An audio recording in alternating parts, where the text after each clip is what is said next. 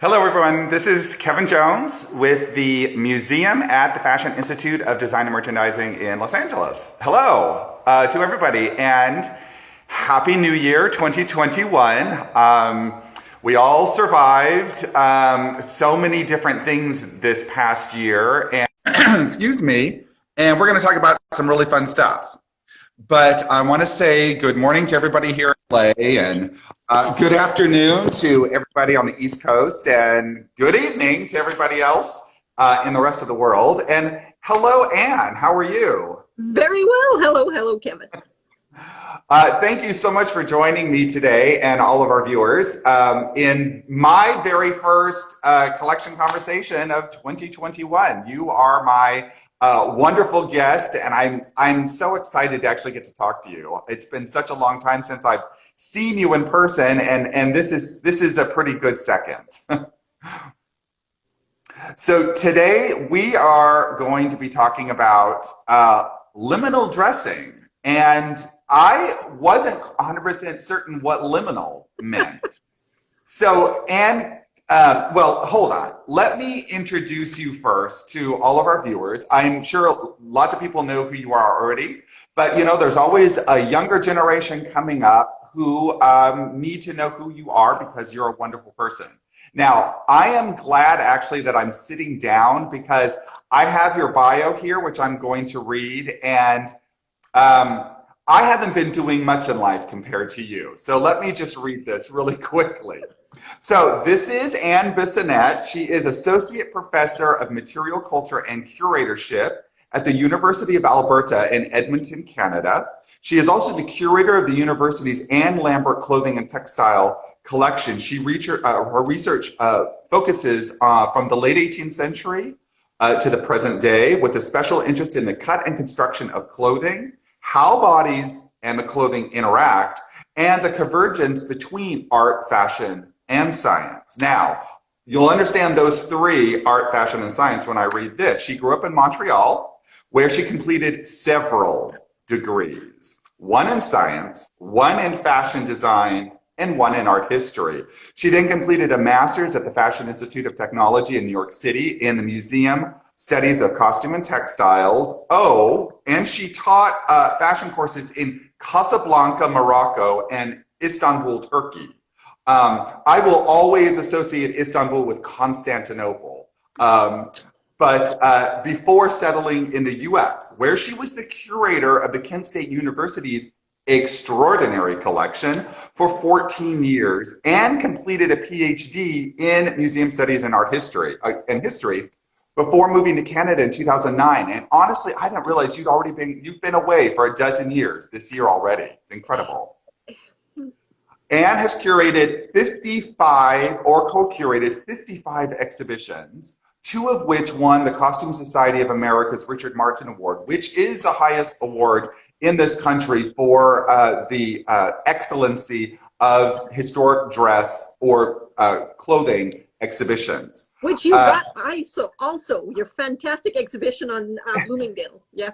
It's true. Christina and I also won the Richard Martin Award now a number of years ago.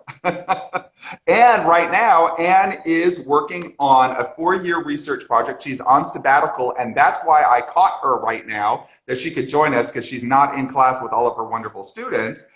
She's working on a project called A Revolutionary Decade, Fashion and Material Culture in the 1790s, which is greatly being funded by the Social Sciences and Humanities Research Council of Canada. So that is a very impressive resume. And I know that is a very short, condensed version of your CV. And that's also why I'm so privileged to be in your presence over Instagram Live. Yeah, this is a great tool. I've never been on Instagram Live before, so thank you for inviting me. It's great. Thank you. It's a great way of reaching out to everybody. We have our followers, as you can see at the bottom of the screen, that are joining us. Anybody who has questions as we're going along today, please, type in, and we'll try to answer as many as possible. So today, Anne, we are going to be talking about your exhibition, your students' exhibition, that is unfortunately not a physical exhibition because of the COVID situation right now. We're all closed down, but it is an online exhibition, which I hope you can all visit because it's very interesting. And it's actually called Innerwear, Liminal Dressing, 1820 to 2020. And this is a shot of the invite that you sent out to everybody so that everybody would know about your students' work on this exhibition. And of course, tell us about it, Anne. Well, you know, it's when you said unfortunately it's just online, but frankly, sometimes virtual stuff is fantastic because this fantastic painting by Edouard Manet of Victorine Meurent in a pink peignoir and it has a parrot on the side. She's one of my favorite pictures of him. And I never thought I could have this visual, and there's so many fantastic visuals, because usually you have to go through all this rigmarole, and we don't exhibit art. So usually I wouldn't put something on a postcard that would not be in the exhibition. But this, as well as other works of art, are in our exhibition because lots of museums have put their stuff online and it's in the public domain, so we're allowed to use it. And we were allowed to buy visuals or borrow visuals, as in the case of FIDM, of artifacts that we didn't have in our collection, but that we could fold into this project. So in some ways, yeah, I like the students to actually have a hold on the real artifact. You do too. I mean, that's why our museums exist, right? Right. So they get this fascination for the artifacts. They research them, and they did do that. But the topic of innerwear is a very, very strange topic that not a lot of people have studied. And obviously, this whole COVID things, I kept on getting requests from the media throughout the summer to ask us, well, what are people wearing now? And how is it going to change fashion? And I couldn't necessarily answer because I did some work on tea gowns, which one of your interior gown is in the exhibition. But I didn't know enough. And I thought, well, this is the exact perfect time to actually delve into this subject. And I called it liminal dressing because, you know, what is liminal? What we're living right now is liminal. I spend most of my days in my COVID outfit, which is my like wide-legged kabuki sweatpants and the same sweater because it's comfy and it's warm and it fits my, and every day I go, well, I should put something else on because I've got great clothes, and I don't. So this idea of garments that are meant to be worn at home, but home is a really touchy subject because prior to a lot of individuals going out to work, there's a ton of women who work at home or live at home and may have help, as in the case of a lot of these Victorian women that are in fantastic paintings that you will soon show to people. And so there were way more garments that were meant to only be worn at home that fell into this innerwear category. But obviously, we can put our coats on at home before we leave. So anything can be worn indoor, but some things are only meant to be worn at home, and more importantly, keep on changing with how we socialize. So there are things that still we don't wear out of the home, and there are very few things, obviously. So this is the website, and we have like little pictures of different things, either photographs, painting, artifacts, and we've subdivided the exhibition in different categories, and they can't see, unfortunately, because it's too small. But we have dressing gowns that are cut out of Japanese textile. The one from FIDM is fantastic in that way. But we also have a portrait. Actually, right there, and I will show you a larger view of it in a bit. Let's do it. Let's show it bigger because first, I want everybody to know when they go to the website, everything isn't small like this because you can click on each one of these images, which museums from around the world have graciously provided for your students. Which is terrific, and that's how that kind of interconnectivity is happening so nicely, and has really come to the fore, especially now, because so much digital content has been required by museums in order to show the public what they're doing, and to be able to share these images and our resources is just making, it's bringing a world smaller together, but creating a whole lot more content, which is great. So you can then click on each one, not only read the text, but click on these and learn more. So, but yes, here is that dressing gown or at-home robe, or what would you call it, Anne? Well, I would call it an interior gown, but there's many different words that even Victorians use in order to call it. It can be an at-home gown. A robe de chambre is one that they've used to call. But yours is really special because I've done a lot of research on tea gowns, and tea gowns are even more interesting because all tea gowns are interior gowns, but not all interior gowns are tea gowns. So it's quite complicated. Anybody who's looked at Victorian periodical will flip through pages and read about a promenade dress and a walking dress and a carriage dress, and you're just going like, these people are insane. What the heck, right? So yours is a really interesting interior gown. It may be a tea gown, but sometimes it's really hard to know. But what you see is a gown that is looser, that in this case is probably cut from Japanese, either obi sashes or Japanese kimono fabric. And you can see that long sleeve that dangles with the contrasting. Look at this fantastic piece. Here's the fabric. This is the actual fabric that it's made from. Bring it a little bit higher. There we go. So you can see this really beautiful Japanese fabric. And when you showed me the picture of the gown from the back, I saw that it's meant to be worn with a bustle. And now I'll change my answer, Kevin. What is this gown for 500? I will say it is a tea gown. Because tea gowns were meant to be seen in a woman's parlor when she invited guests over for tea. And as a result, it may look like an at-home gown, but it has all of the fashionable silhouette advantages. So wearing a bustle means that she's also wearing a corset, which means that she is very proper to be seen as a fashionable individual. So this bustle is a dead giveaway that this is a tea gown. If it didn't have the bustle, it may have been an interior gown. That's a really interesting point. And you know, the thing is, if you were just looking at this hanging, you really couldn't tell. It's not until we dressed it that it absolutely requires this bustle shape. Otherwise, it doesn't hang correctly. So it was definitely built to project out, you know, on the posterior. And it probably actually could even be built up a little bit more. No kidding. A lot of institutions have these gowns that until you mount them, you don't know. And even when they mount them, they resist the garment that tells you it wants a bustle. You've mounted, Christina's mounted, you have a fantastic person who does mounting as well.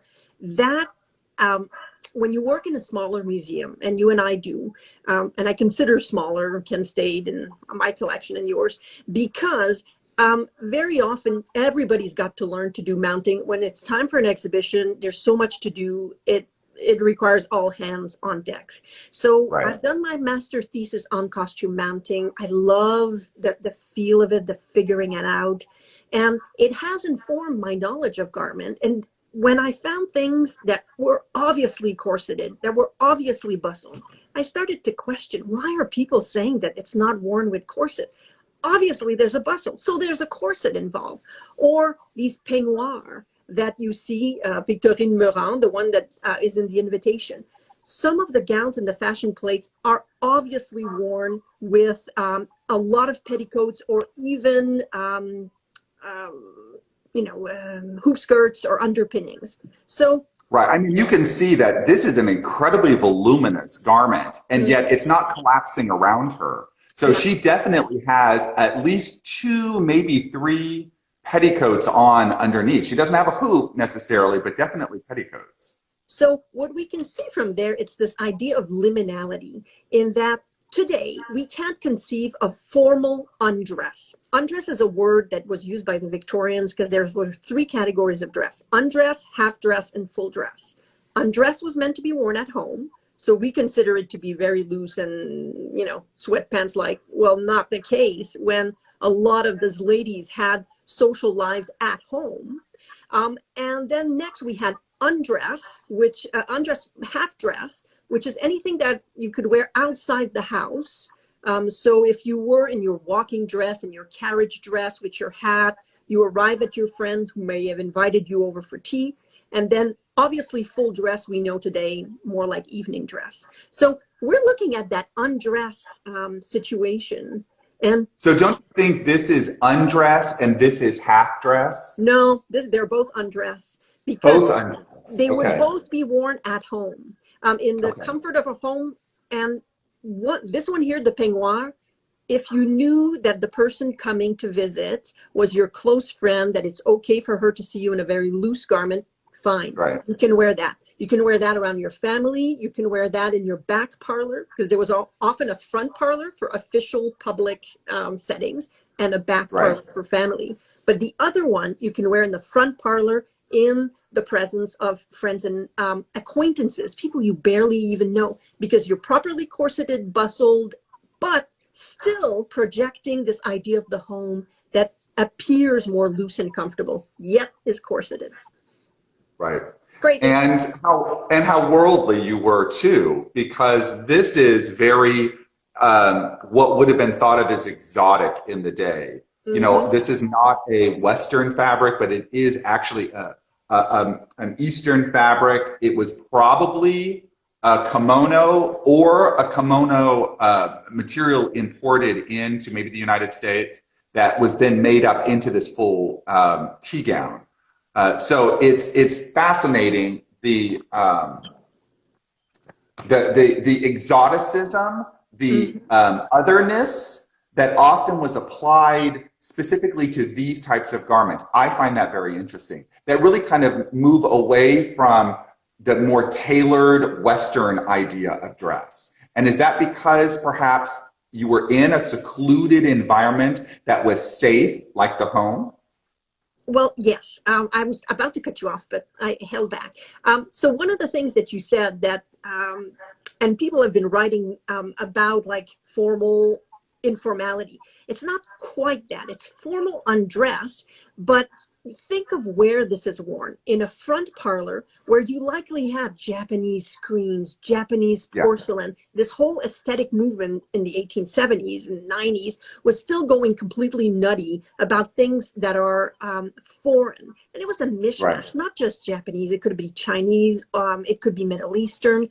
So a lot of parlors, and some are in museums nowadays, and people making furniture, Herder Brothers, for example, lots of specifically made front parlor furniture that displayed how exotic and glitzy you were, into the know that this was really fashionable.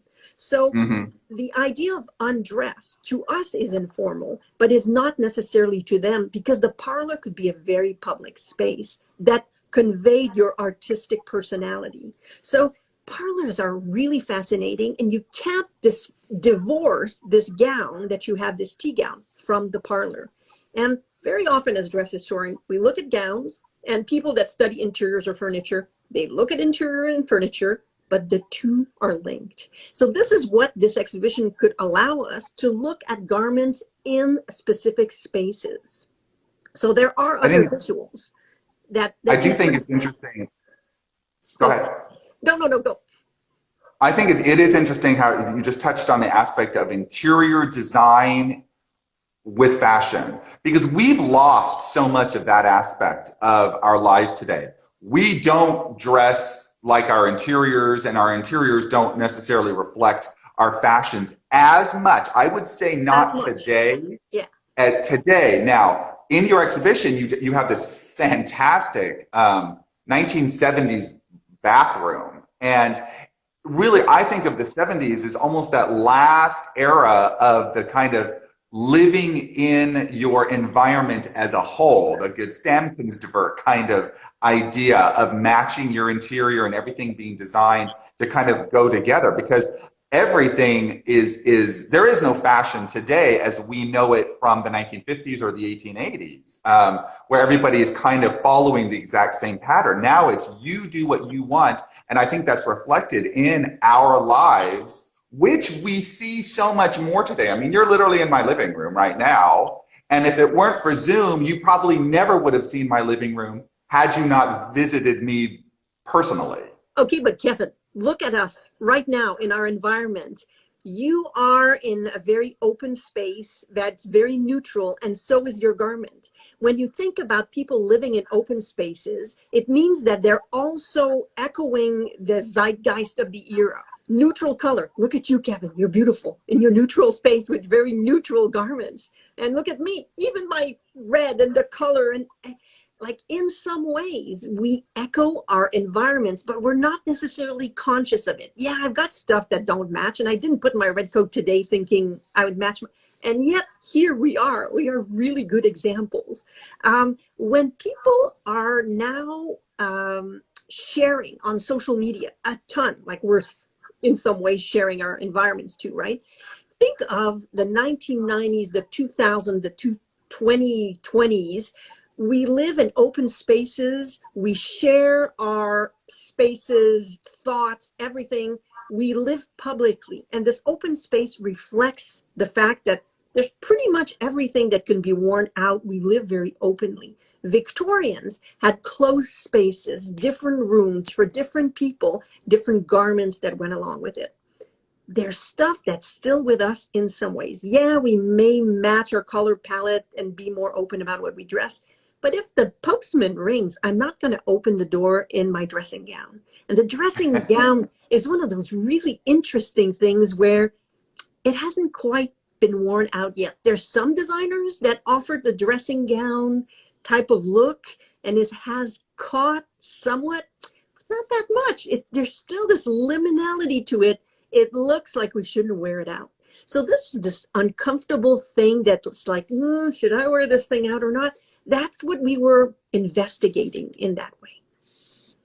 The one thing that what I have to say, especially, you're talking about your environment, my environment, at one time, and how different they are, right? But at one time, our environments would have been so much closer together in style, and so here is this ensemble, which I don't know, did I show this to you before? I don't know that you have. It's quite lovely. I think this would be thought of as a robe de chambre as well. I do not think this is an outside garment. Okay. And it has, in 1880s, it has the darker colors like you see in the 1880s, those kind of deep greens and the jewel tones.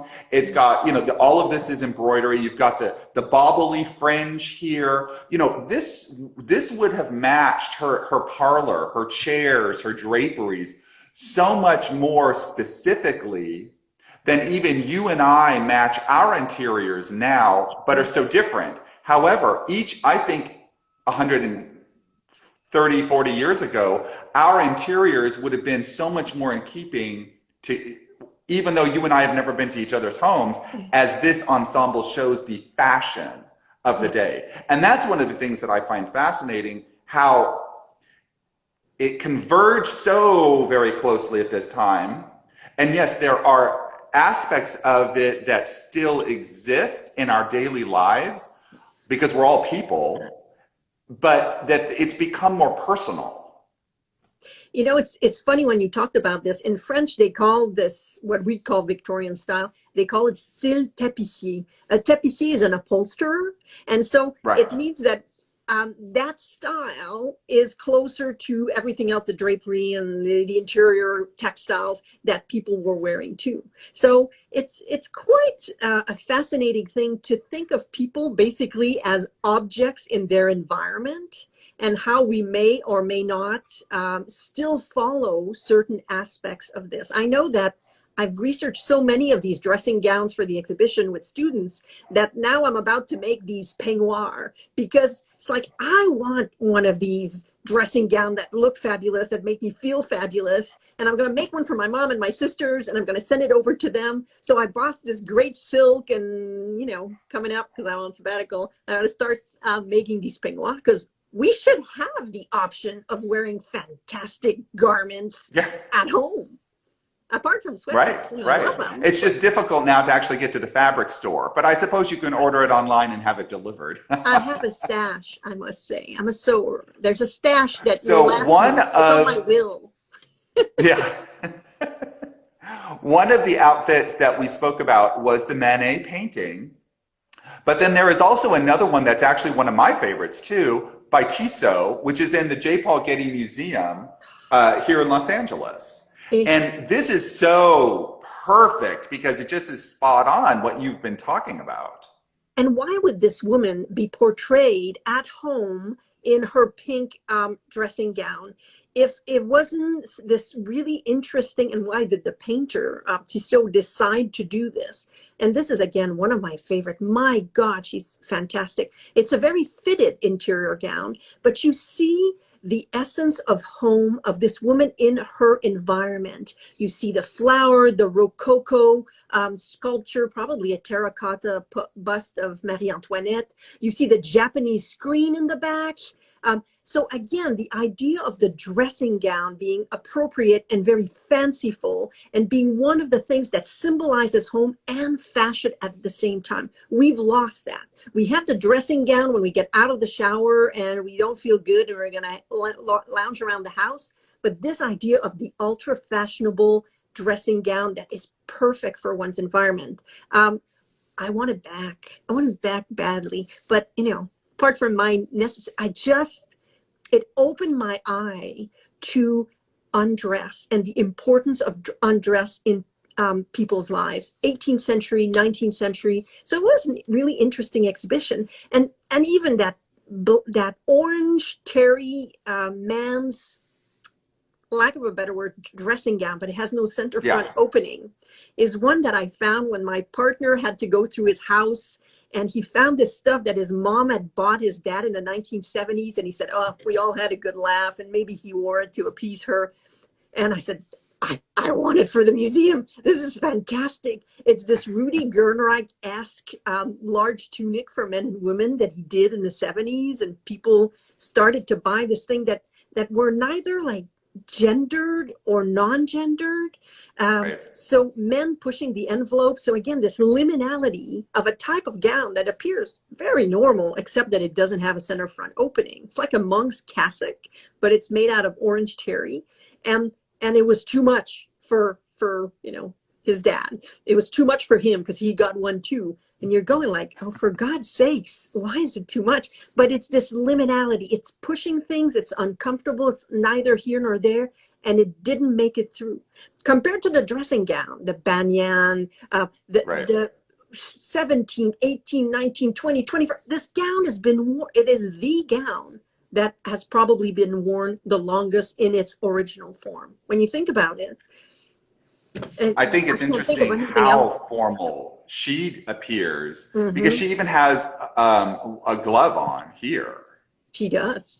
This hand isn't. It's like the glove is resting on the fireplace mantle. But I think it's fascinating that, because I don't think I've ever seen a glove on another. Because you understand now the formality of undress, of some undress, not all, but some of them.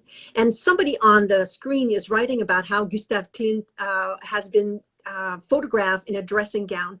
So it wasn't quite a dressing gown. And yet again, he was pushing that envelope. And for him, it was more of an artistic statement. I don't know how many men actually jumped on that bandwagon.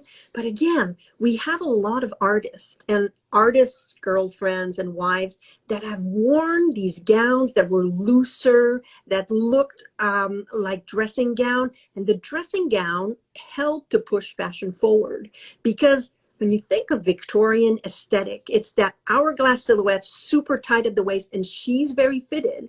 But then there's all this looseness. Sometimes it's a panel, like your tea gown has this this draping in the front, and it may look that it's actually very loose, but she's wearing a corset. So the looseness is an artistic statement more than an actual, I'm wearing no corset and hanging around people, right? So how did we break away from the Victorian hourglass silhouette? We did so with tea gowns and dressing gown and things that kind of changed category. The tea gown is excellent in that it started as undress, things you would wear in the parlor like you did this beautiful dressing gown. And then it migrated to half dress, and then it even became full dress. So by the time Fortuny created his Delphos, at first people adopted them as tea gown, and just worn them at home because they looked very loose and historically reminiscent of Greek garment. And then they migrated as garments you could wear for at home dinners. And then from there to the theater, and then for evening. So it's a fascinating example of the shifting nature and the changing lives of people as they start to wear things that they weren't supposed to wear out of the house, and they do. I think it's interesting that they started out as very informal. Uh-huh. Yes, you're formal in your house. I get this. This, but it really is an informal. You're not in a town dress, an afternoon gown. Well, that's the thing we have to get out. And then it becomes more formal. And what I mean by that is wasn't this really more morning afternoon dress? And then as it blurred with typical day dress, but it moved out of the house, but in the evening, because you mentioned going to dinner, maybe going to the theater, and it eventually becomes acceptable evening dress. But it wasn't ever, never would this woman have worn this out on the street. Right, because she's wearing a dressing gown. So with the tea gown, yes, it did what you explained it to do, but the dressing gown never got to that point. So interestingly enough, in the early 19th century, we see the coat dress. Remember the coat dress over this flimsy little cotton empire gown? Became popular indoors and as a fashionable garment, but it was essentially at first a fashionable fitted coat that you would wear out of door. But in cold interiors, no central heating, it started to be worn kind of casually indoor as a fashion accessory, a fashion garment. And so that pelisse, or there was another word for it, a coat dress. Anyway, I think even a coatee. Yeah, it kind of looks like a dressing gown, but it's not. So I don't know enough still about this subject. I find it a fascinating subject that I had to research with students because of COVID. And now it opens my mind to a lot of these paintings that I've seen and loved and appreciated, but never really explored, like the glove. I never saw that she had a glove before. It's like, wow. Somebody on the screen is talking about a bedgown. So here's another type of innerwear, but a bedgown you would wear over your nightgown when you were in your bed. A lot of women who were pregnant, for example, would receive people coming to see them, or people that were sick in their bed, right, but with a bedgown over it. In the 18th century, you had this very loose bedgown. So again, what is a bedgown? Shorter compared to a dressing gown. But then again, it depends on the century, because in the 18th century, I've seen things that are labeled bedgowns, and they're longer. Somebody mentions a bed jacket. Again, so many different words for these types of garments that obviously I don't know enough about. But I went in our collection and I started looking for things for students to research for the midterm. And there were tons of these bed jackets, and it's like, why did I not see them before? They were there all along. People gave them to us, and I just never really stopped to look at them and say, why did they keep them? Have you compiled any kind of terminology and tried to define it? Because that would be very interesting, because, like in the 18th century, a nightgown was not what we think of as a nightgown today. Right. It was something you wore out in public at night. It was sometimes taking over for the word mantua. So the nightgown, I've heard it, Carolyn Dowdell's fantastic scholar, has done a lot of work on altering garments from the 18th century and making it into new garments, which is something a lot of people did. And there's a quote from one of her research piece that says that somebody altered a nightgown and made it anew. And that meant that she might have taken a robe à la française and they changed it into a robe à l'anglaise, but they used the word nightgown. And I thought that was very interesting as well. Mm-hmm. I think it's interesting also, you've mentioned the word artistic more than once. How connected is this later 19th century dress that we've seen like this, these robes de chambre, tea gowns, that came out of the depiction, the actual dressing of, but the depiction of men in banyans, women in pseudo-classical dress that didn't really exist, but were very amorphous. They didn't have tailoring. They kind of, you didn't know exactly how they were draping around the body.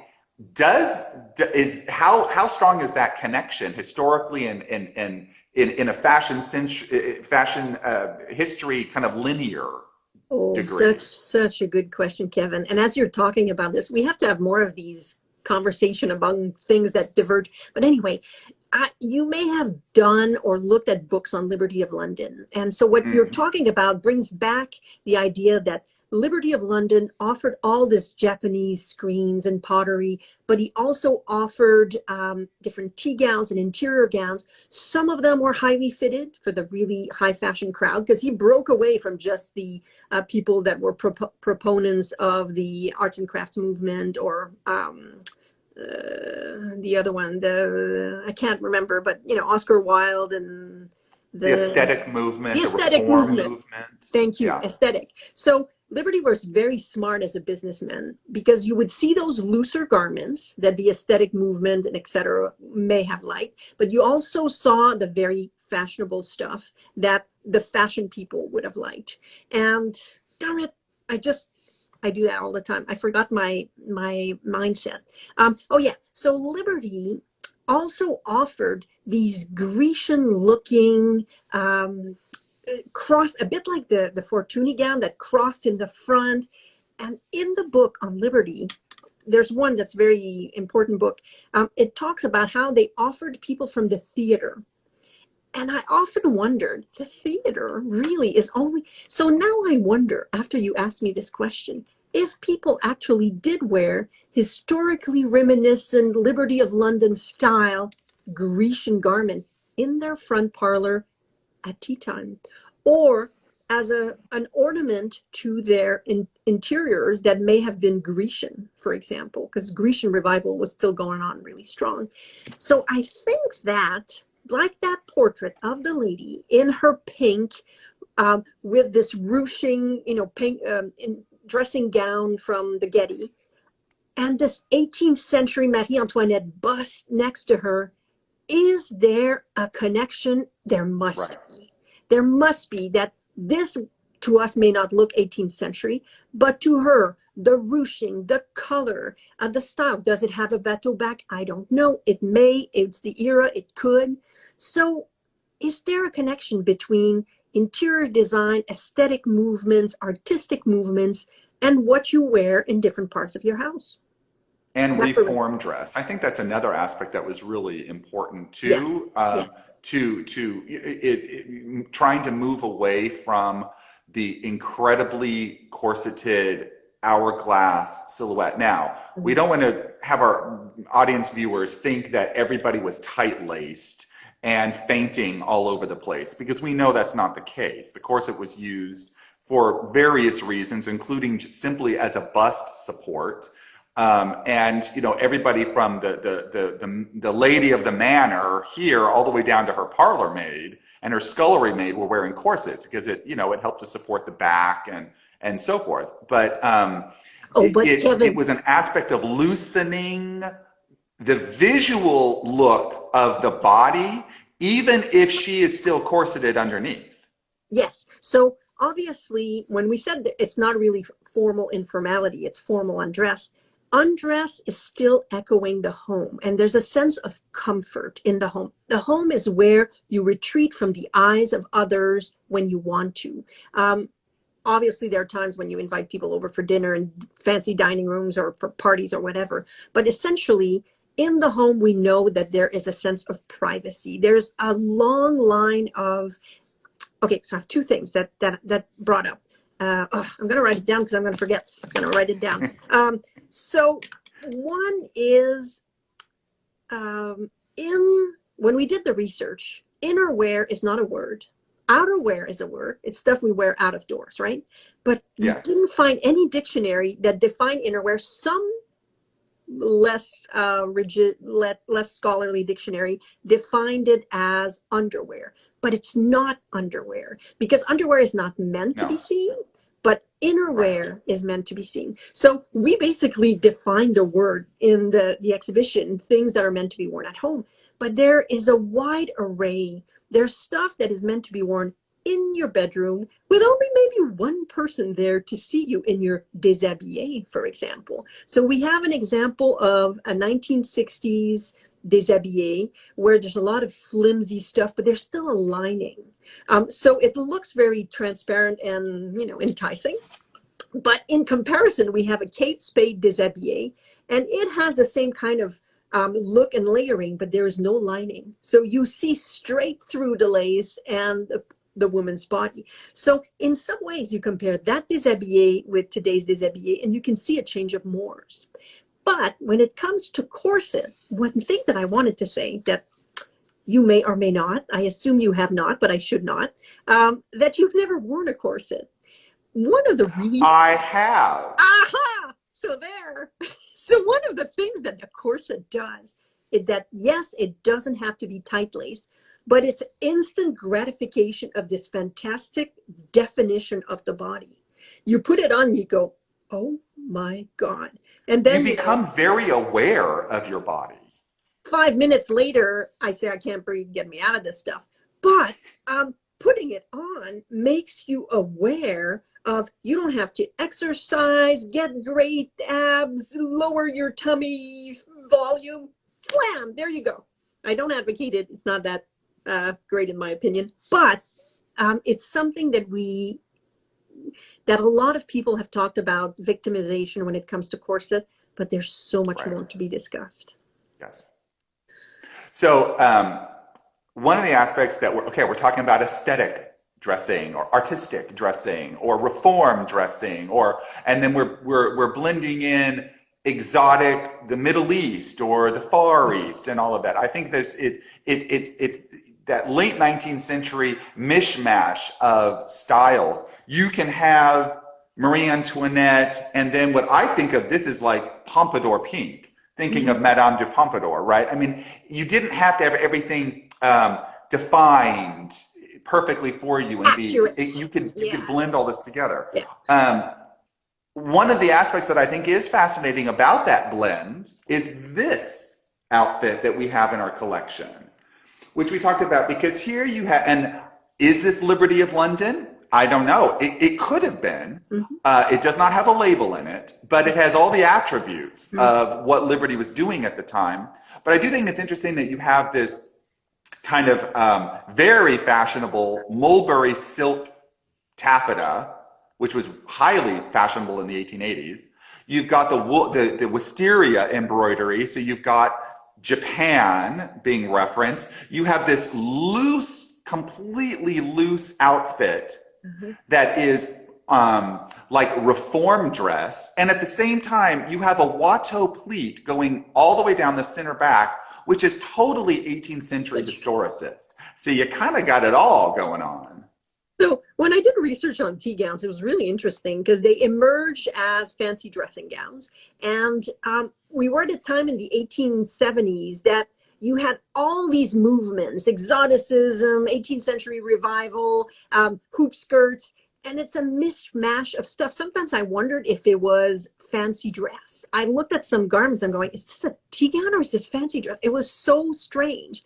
But I think that we don't quite understand, because they put exoticism in a big basket. So yeah, we have the 18th century pleats and the Japanese kind of loose kimono, and yet I don't see if this gown has any kind of fit around it, but it's certainly very fanciful. But it was expected that there were two places that was acceptable for this type of exoticism. And there was an etiquette writer from the 1890s. I can't remember her name, but I quote her every time on my lectures.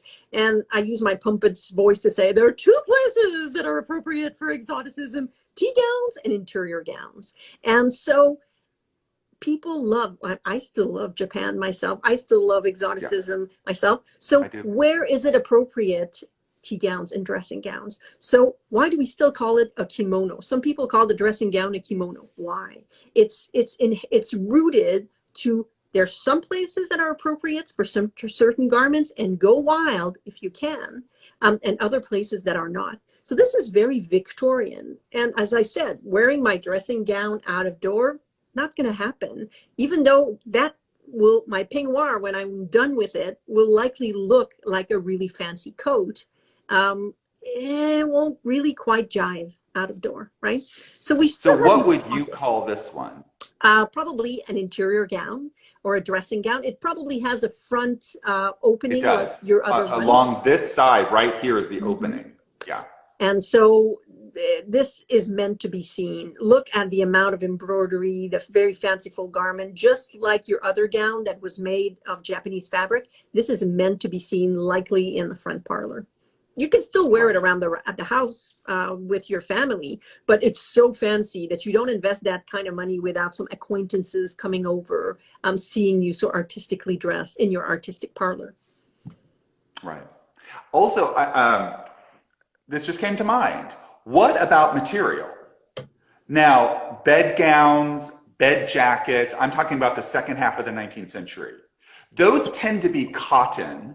They can have fancy white work and so forth, but they are utilitarian garments that are meant to be cleaned, often because of wear, because of bodily fluids, you name it. I don't want to get too graphic. So in the Victorian However, era, this is a garment that you could not clean in any real way. And this is delicate material. You've got a great deal of workmanship with all the embroidery. Difference?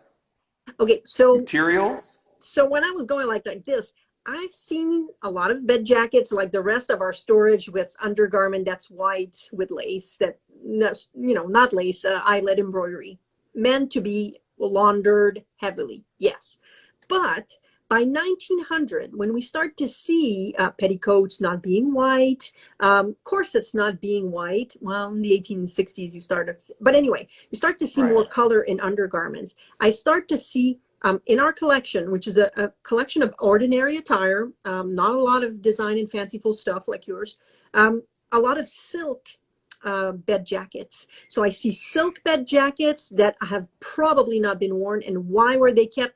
My guess is women wear them at the hospital when they had their kids and people came to visit. And it was so anchored to this idea of giving birth that is likely why they wore it, because they could not wash these. They were very beautiful crêpe de chine, light green, light pink. We have a lot of these. So essentially we see the bed jacket change and become more fashion, but maybe we're not quite aware that a lot of these types of undress were meant to be seen publicly in fashionable styles. So we've disconnected this very formal undress with our existence. So I think there's more to be researched on that topic.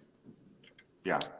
I have a surprise for you. Ooh. This is an ensemble that we have not discussed, that I remembered. I thought, oh, I got to ask Anne about this, because it really bridges perfectly the historic with the more contemporary in a really odd way. So first, it's going to look totally typical to you. Here is a turn of the 20th century, probably circa 1900, kimono dressing gown, robe de chambre. There's no closure, but I suppose you could have tied a belt around it, you know, a corded sash or something. It's very much in keeping with the shape of typical kimono, with even the full sleeves. But I want to show you the back. Okay. It has this floating panel that echoes the pleats that you would see, you know, on of a Watteau back or a Piedemontese back on a 18th century gown. Absolutely nothing to do with Japanese dress. It's almost like maybe the waist sash of the kimono was then attached to the back, and is hanging down as its own kind of floating panel. Very similar in appearance to the wato, but also a lot of piedmontese that was a floating panel in 18th century dress. I've seen that, not this exactly, but I've seen when I did my exhibition on tea gowns at Kent State in 1997.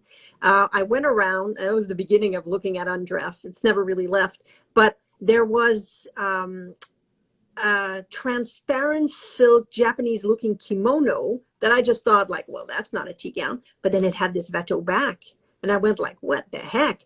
And when I started looking in fashion plates by 1920, the tea gown sort of stayed, but it starts to melt with other types of garments, so you lose it because other kind of garments start to look like tea gowns.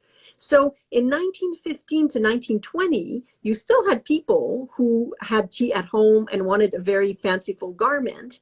But by then, you could have looser garment. By 1915, you start to have a looser style that comes in by 1920, obviously. So what used to be loose interior gowns that were fanciful and exotic became permissible in everyday garment. But to recognize it as a tea gown, they put that strange panel in back.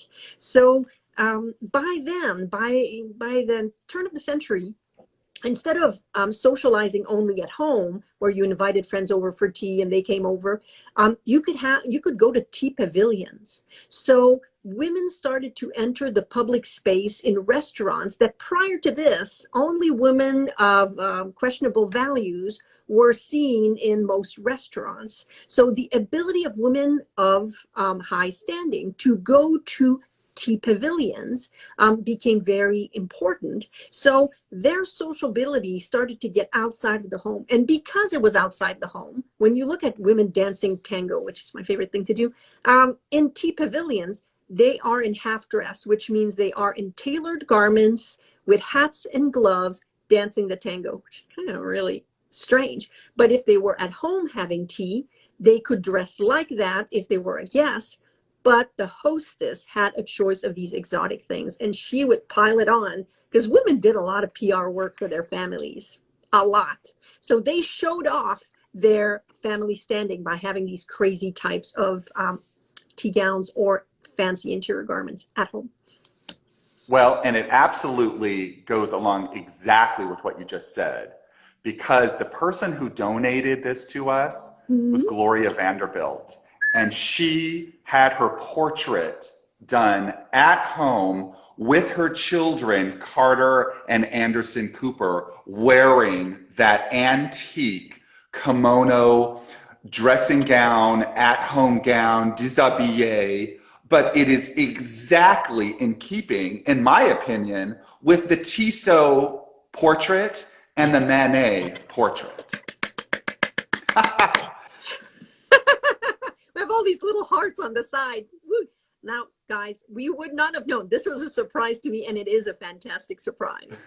And we could probably go on and on making these links, but you have to scan this and send it over to me, because I'd love to know what's around her. I don't know if it's the book binding that has these lilies, or it's in the photograph, the lilies that are there. So it's a huge portrait, and then these flowers, and this is a console table with additional photos. So this is a photo of the portrait. Oh my God.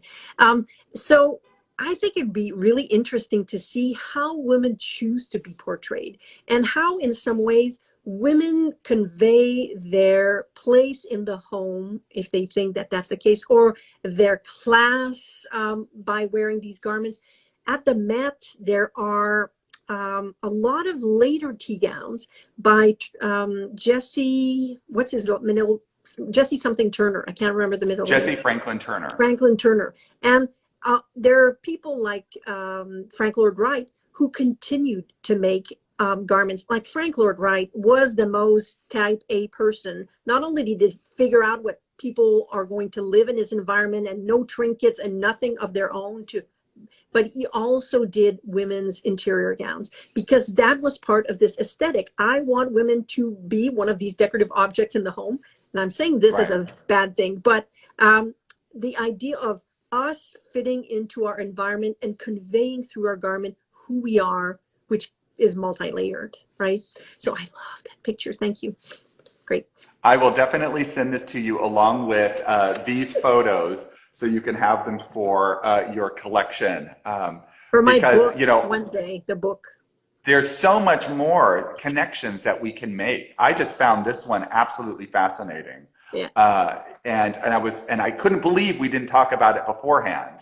So, you know, I want to thank you, Anne. No kidding, the hour is almost up already. It literally always just flies by like that. But thank you so much for help diving into this topic that is absolutely in keeping with every way everybody is dressing right now because of the pandemic. We never thought we would be talking about something that was so close to heart a year ago. And now you go out on the internet and you know, the man's outfit of 2020 is the shirt, the tie, the jacket, and sweatpants. You know, I mean, it's just, it's so great, this aspect of, which then I would consider literally half dressed. You know, it's incredible. So we definitely hope that you will continue and your fantastic students will continue with your research and get more of this, you know, because it just gets more and more splintered and fractured and more detailed and more complex and so forth. And it's such a fascinating topic. I love it so much. I'm presenting at CSA, Costume Society of America, their annual conference. And obviously when we do this exhibition, it puts a little like, oh my God, I have to publish about that. You know, yeah, it's on the web, but we got to get it out. And so my paper for Costume Society of America is on hostess gowns or dressing gowns and house coats. At some point in the 1930s, you can't distinguish a fancy dressing gown and an evening coat. And I thought that one was because it was quilted and it had all these things. And then I read the record and it said that this gal's father bought it at Bond Street as an evening coat. And I went like, darn it. So Théâtre de la Mode has these really interesting evening coats. And yet in Vogue, we have all this fancy full dressing gowns at the same time, and it's hard to keep them apart. And I'm going to try to untangle all of this and present what we've done. So anybody interested in CSA, if you're in here, you should be participating. Yeah, now that we have these Zoom conferences, everybody can go. It's great. And if you're quarantining at home, this is the perfect time to dive down those rabbit holes. There you go. So we are going to put the internet link to your students' exhibition. We'll have that posted. So anybody who wants to go and read all of the fantastic content and see the videos of your students, that they can do so very easily.